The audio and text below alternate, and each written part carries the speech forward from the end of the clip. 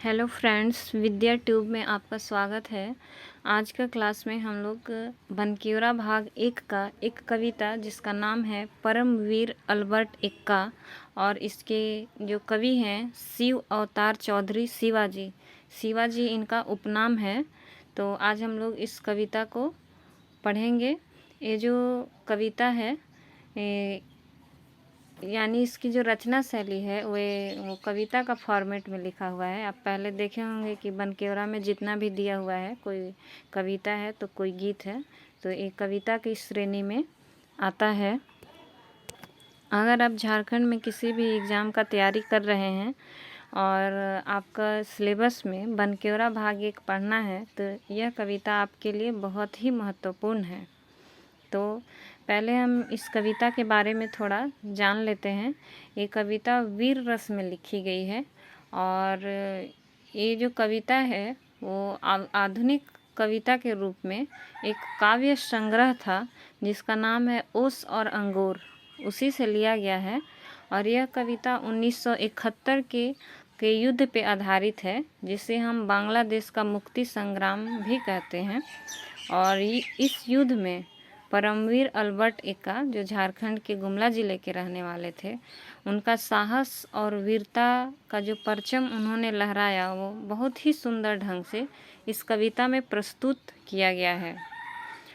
ये जो अल्बर्ट एक्का हैं वो जारी गांव के रहने वाले थे, जो गुमला ज़िला में पड़ता है। और इनको मरणोपरांत यानी जब वे शहीद हो गए थे उसके बाद इनको परमवीर चक्र से भी सम्मानित किया गया है। परमवीर चक्र ये बहादुरी के क्षेत्र में, वीरता के क्षेत्र में सबसे बड़ा जो है वो पदक होता है।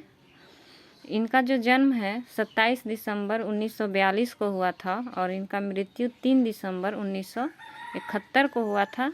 और ये बिहार रेजिमेंट में इनकी नियुक्ति शुरू में हुई थी। तो चलिए हम लोग कविता को देखते हैं। कविता में जो 1971 का बात किया गया है जिस युद्ध को, इस कविता को समझने के लिए उस युद्ध की पृष्ठभूमि को थोड़ा जानना होगा ताकि हमें और अच्छे से समझ में आए। आप जानते हैं कि जब हमारा देश भारत आज़ाद हुआ तब 2 भागों में बट गया था। किस में? पाकिस्तान में और भारत में। तो जो पाकिस्तान का जो भाग है वो 2 जगह था, जैसे कि हम इस मैप में देख सकते हैं कि इसमें जो ए वाला भाग है, ये वाला पाकिस्तान, और ये भी पाकिस्तान ही था जिसको हम लोग आज बांग्लादेश के नाम से जानते हैं। इसको हम लोग पूर्वी पाकिस्तान के नाम से जाना जाता था और ये पश्चिमी पाकिस्तान था जिसको पाकिस्तान के भी नाम से जाना जाता था और अभी भी पाकिस्तान के नाम से ही जाना जाता है। तो ये 2 मतलब उस टाइम ये जो पाकिस्तान है और ये जो अभी बांग्लादेश है वो दोनों एक ही थे। तो इसी में क्या हुआ था कि ये जो बांग्लादेशी क्षेत्र यानी जो उस टाइम पूर्वी क्षेत्र के नाम से था, पूर्वी पाकिस्तान के नाम से था, वो यहाँ के लोग बांग्ला बोलते थे और यहाँ के लोग उर्दू बोलते थे। और जो एक ही देश है और दोनों का जो सत्ता था उसका जो केंद्र था वो पश्चिमी पाकिस्तान यानी यहाँ पे इसका केंद्र था।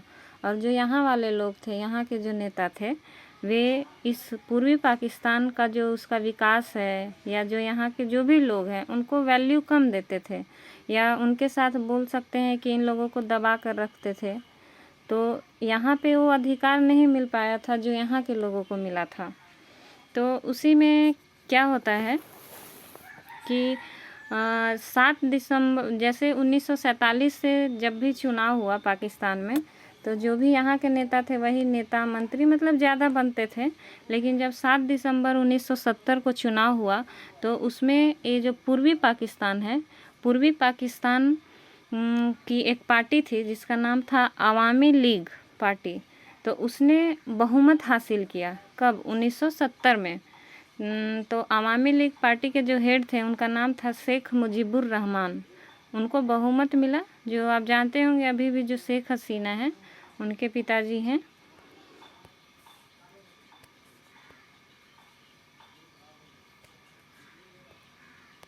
और वहाँ पर जब पूर्वी पाकिस्तान में शेख मुजीबुर रहमान को बहुमत तो मिल गया, लेकिन जो पश्चिमी पाकिस्तान के जो नेतागण थे, जैसे वहाँ के तत्कालीन प्रधानमंत्री भुट्टो थे और भी नेता जो है, वो शेख मुजीबुर रहमान को संसद के गठन से उन्होंने उनको रोक दिया और उनको ये मान्यता देने से ही इनकार कर दिया कि आपको जो है वो इस चुनाव में बहुमत आया है। जब उन्होंने मान्यता देने से इनकार कर दिया तो जो पूर्वी पाकिस्तान यानी आज का बांग्लादेश है, वहाँ पे विरोध प्रदर्शन होने लगा, मतलब उसका लोग विरोध करने लगे। तो इस चीज़ को दबाने के लिए जो पश्चिमी पाकिस्तान है, वहाँ पे और निर्मम हत्याएं और क्रूरता बरतने लगा, जिससे जो बांग्लादेश है वहाँ के लोगों को एक असहनीय दर्द हुआ कि जब वे लोग लोकतंत्र के तहत जीत गए हैं फिर भी उनको मान्यता नहीं दिया जा रहा था। उसके बाद जो है वो आंदोलन छिड़ जाता है बांग्लादेश में, और सभी जितने भी छात्र नेता या सरकारी या गैर सरकारी कर्मचारी जितने भी थे, सभी उस आंदोलन का हिस्सा हो जाते हैं। और इस सभी चीज़ों को दबाने के लिए पाकिस्तान की तरफ से दमन चक्र चलाया जाता है, उनके साथ बर्बरतापूर्ण व्यवहार किया जाता है, निर्मम हत्याएं की जाती है। इससे क्या होता है कि जो बांग्लादेश यानी उस टाइम के पूर्वी पाकिस्तान के जो लोग थे, वो शरणार्थी के रूप में लाखों की संख्या में भारत आने लगते हैं। और ये चीज़ भारत के लिए मुश्किल हो जाता है कि इतनी शरणार्थियों को कैसे रखें।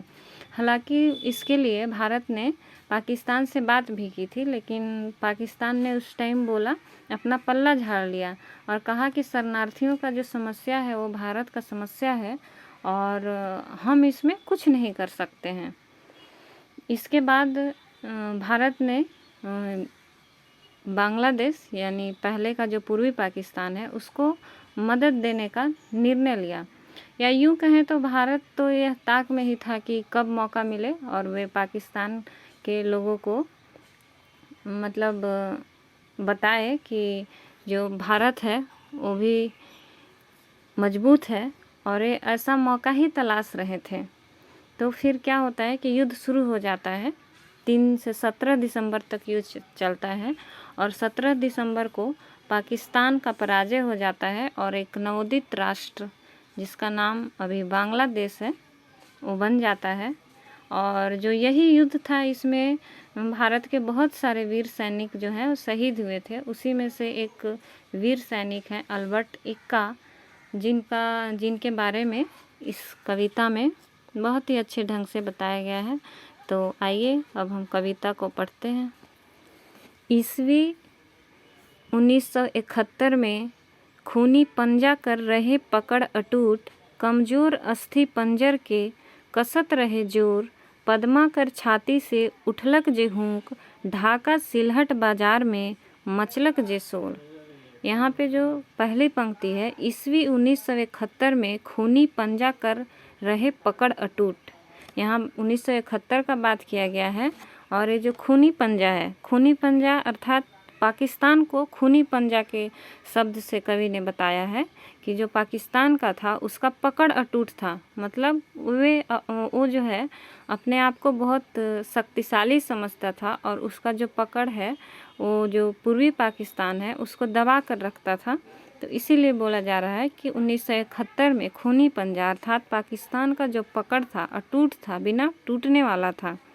कमज़ोर अस्थि पंजर के कसत रहे जोर, और बोल रहा है कि जो कमज़ोर अस्थि पंजर है उसको कसत रहे जोर। यहाँ पे कमज़ोर अस्थि पंजर पूर्वी पाकिस्तान को कहा गया है, यानी कि बांग्लादेश को कहा गया है कि जो खूनी पंजा के पास जो बहुत सारा शक्ति था, अटूट शक्ति था, वो कमज़ोर अस्थि पंजर अर्थात बांग्लादेश को वो कस रहा था जोर से, मतलब कि उसको दबा रहा था, उसके साथ अन्याय हो रहा था।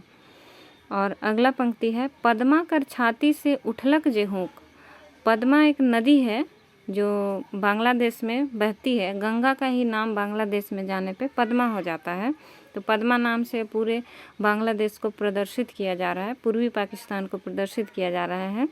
तो बोल रहे हैं कि पद्मा कर छाती से उठलक जे हूँक, मतलब पद्मा को जो छाती से एक हुक उठा। हुक मतलब होता है बहुत अचानक का जो दर्द होता है उसको हुक बोलते हैं।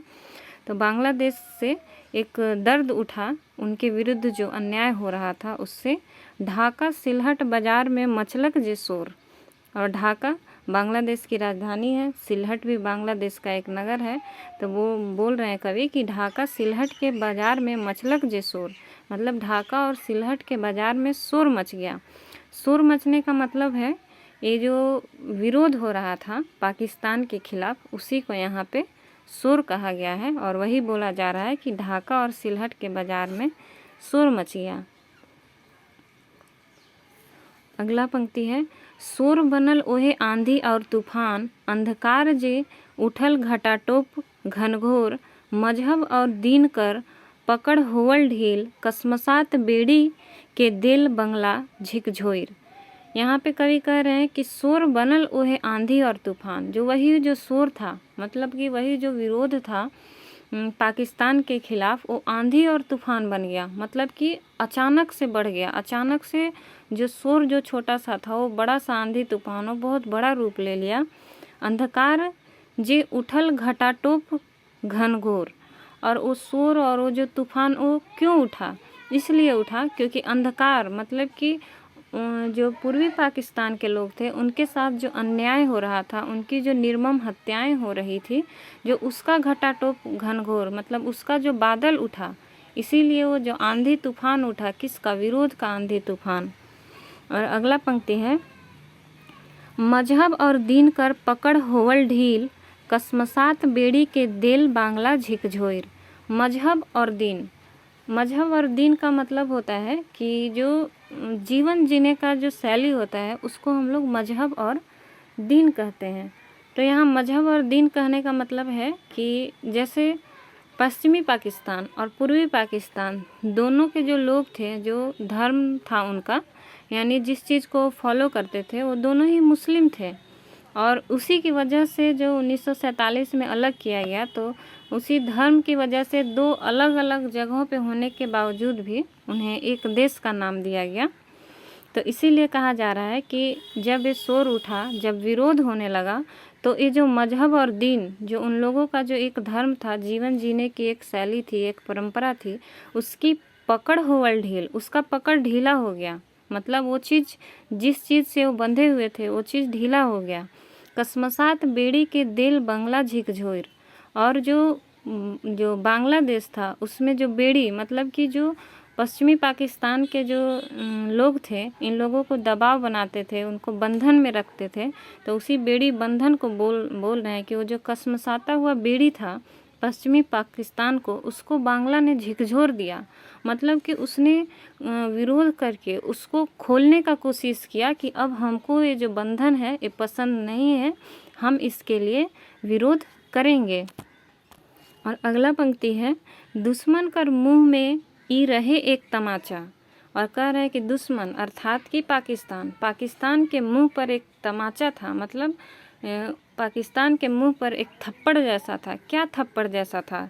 थप्पड़ ये था कि बांग्लादेश ने, यानी कि जो पूर्वी पाकिस्तान ने, जो अपनी जो बेड़ियों को, यानी उसका जो बंधन था, जो पाकिस्तान जो उसको दबाव देकर रखे हुए था, उस चीज़ को जो बांग्लादेश झकझोरा, इस चीज़ को बहुत ही सुंदर तरीके से कवि ने बताया है कि वो दुश्मन यानी कि पाकिस्तान के लिए एक तमाचा की भांति था, एक थप्पड़ की भांति था। अगला पंक्ति है, छाती में उठल उकर एक सूल। और छाती में उठल उकर सूल, उकर मीन्स होता है कि जो बांग्लादेश है उसका जो छाती में, मतलब पूरा बांग्लादेश में, छाती मीन्स हृदय ले सकते हैं, उसमें उठल एक सूल, एक उसको दर्द उभरा। सूल का मतलब दर्द होता है, उसको एक दर्द उभरा और देश भक्त के ठूस देलक अंधकार सेल में। और बोला जा रहा है कि जो देशभक्त थे, देशभक्त मतलब बांग्लादेश के जो देशभक्त थे, अपने अधिकार के लिए जो उन्होंने आवाज़ उठाया पाकिस्तान के खिलाफ, उसके कारण उनको ठूस देलक अंधकार सेल में। उसको जो अंधकार सेल, सेल इंग्लिश वर्ड है, सेल यानी उस जेल में उन देशभक्तों को ठूस दिया गया और फरमान कर देलक जा फांसी में झूल। और उन लोगों को फरमान कर दिया गया, उन लोगों को बता दिया गया कि अब इन लोगों को जो है फांसी में झुला देना चाहिए। यहाँ पे देखिए देशभक्त का मतलब है कि एक्चुअली यहाँ पे जो शेख मुजीबुर रहमान है उनको यहाँ पे देशभक्त के रूप में दर्शाया गया है, क्योंकि जब एक घटना हुई थी और जैसे ही उनको संसद जो बनाने का गठन करने का नहीं दिया जा रहा था, तो इसके बाद जब पाकिस्तान नहीं माना तो उन्होंने एक भाषण दिया था और उसमें बोला था उन्होंने कि अब हम लोग अगर हमको ये अधिकार नहीं मिलता है तो हम एक अलग देश का निर्माण करेंगे। और ये बात जैसे ही पाकिस्तान वालों को पता चलता है तो शेख मुजीबुर रहमान को पूर्वी पाकिस्तान से ले जा कर के पश्चिमी पाकिस्तान के जेल में ठूस दिया जाता है उनके बोलते के साथ। तो इसी चीज़ को यहाँ पे कवि बताए हैं कि देशभक्त के ठूस देलक अंधकार सेल में और फरमान कर देलक जा फांसी में झूल। अगला पंक्ति है, भारत में उठल तब दया भाव, भारतीय सेना कर फिर तो आघात, मैच गेल जंग और छिड़ल जे युद्ध, होवे लागल घात प्रतिघात। और ये सब के देखकर भारत में उठल तब दया भाव, भारत में दया भाव उठा कि हमको जो अपना पड़ोसी देश है जो पूर्वी पाकिस्तान है उसको मदद करना चाहिए, इसलिए दया भाव उठा। और भारतीय सेना कर फिर तो आघात, और फिर जो भारतीय सेना है वो आघात करने लगी, मतलब कि चोट पहुंचाने लगी। इस टाइम पे जब युद्ध हो रहा था तो इंदिरा गांधी उस टाइम प्रधानमंत्री थी और उन्होंने ही फिर आदेश दिया था भारतीय सेना को बांग्लादेश के लिए लड़ने के लिए, तो उसी बात को यहाँ पे लिखा हुआ है। अगला पंक्ति है, मैच गेल जंग और छिड़ल जे युद्ध, होवे लागल घात प्रतिघात। यहाँ पे कह रहे हैं कि मैच गेल जंग, और जैसे ही भारतीय सेना भी आघात करने लगी, उन लोगों का जवाब देने लगी पाकिस्तान का, तो जंग छिड़ गया, युद्ध छिड़ गया और होवे लागल घात प्रतिघात। घात प्रतिघात का मतलब है कि अगर आप इधर से युद्ध कर रहे हैं, इधर से गोला बारूद फेंक रहे हैं, तो उधर से भी तो लड़ाई करेंगे। तो इसी को बोल रहे हैं कि होवे लागल घात प्रतिघात, मतलब भारतीय सेना और पाकिस्तानी सेना के बीच युद्ध होने लगा।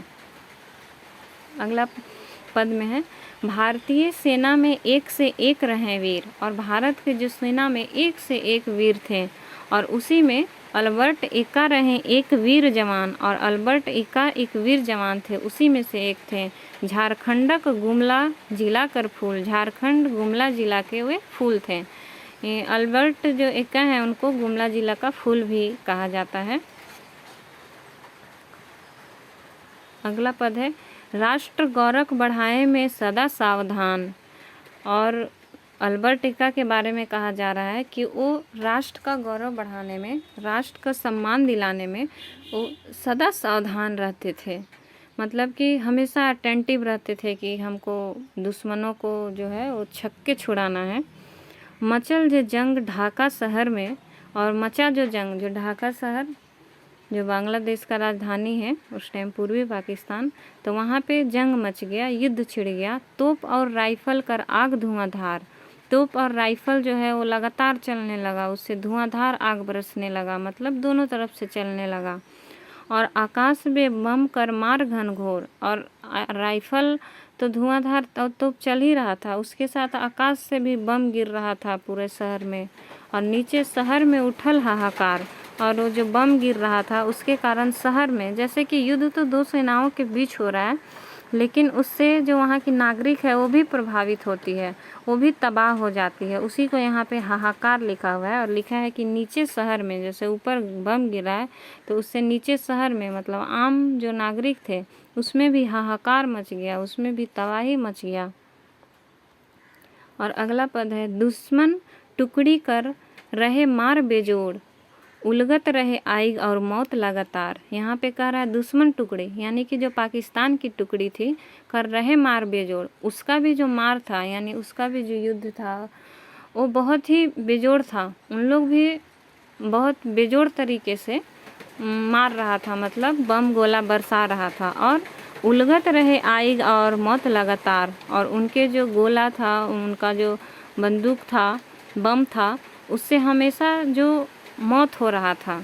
अल्बर्ट एक्का कर टुकड़ी के उड़ाएक लागिन करत रहे बम कर बरखा धुआंधार। और अल्बर्ट इक्का की भी जो टुकड़ी थी उसको उड़ाने के लिए बम का बरखा, मतलब बहुत ज़्यादा बम बरसाने को बोल रहा है कि बादल की तरह धुआंधार बम का बारिश किया जा रहा था। किस लिए? अल्बर्ट इक्का की टुकड़ी को उड़ाने के लिए।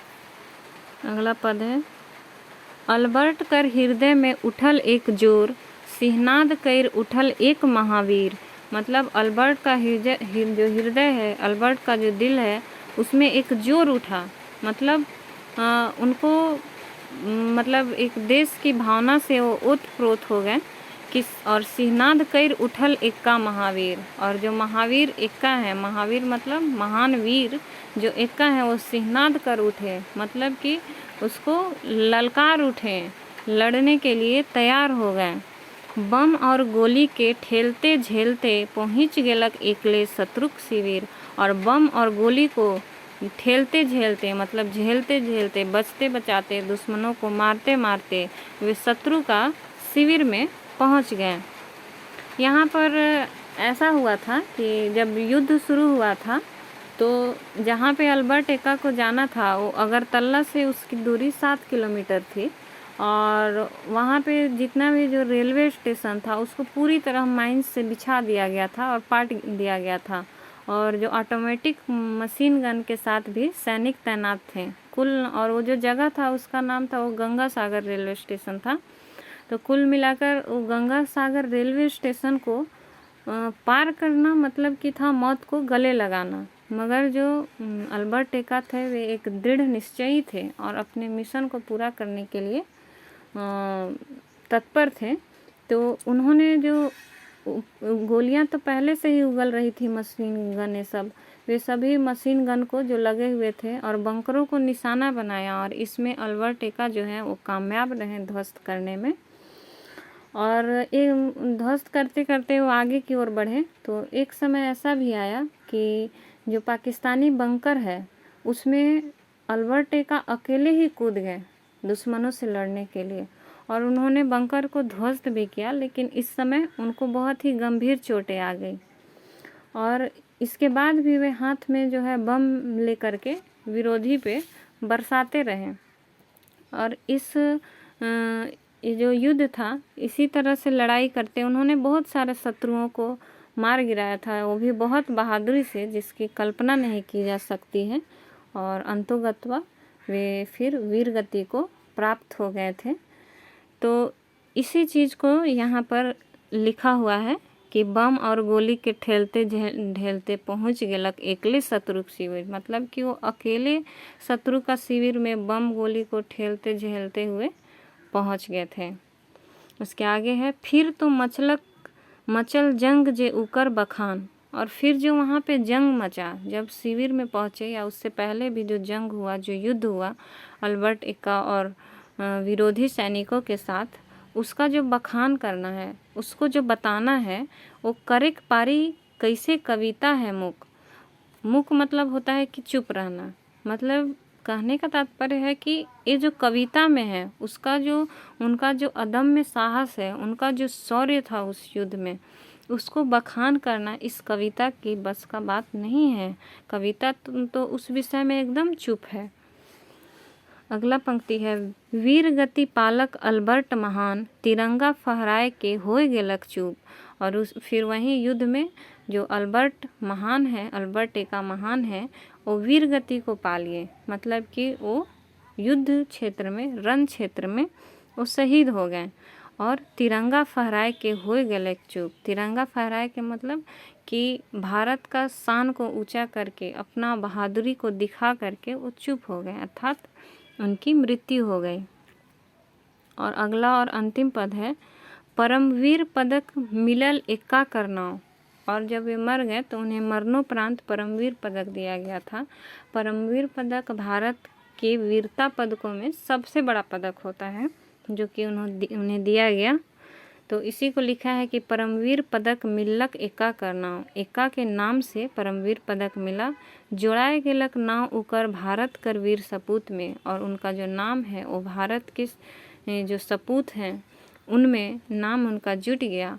और हिंद देश रही जब तक वसुधा के बीच, और हमारा जो हिंद देश है, भारत देश है, जब तक इस पृथ्वी में, वसुधा मीन्स धरती, जब तक इस पृथ्वी में हमारा हिंद देश रहेगा तब तक गिनती हो भी अल्बर्ट करनाव भारत कर वीर सपूत में, तब तक जो अल्बर्ट एक्का का नाम है वो भारत के वीर सपूतों में रहेगा।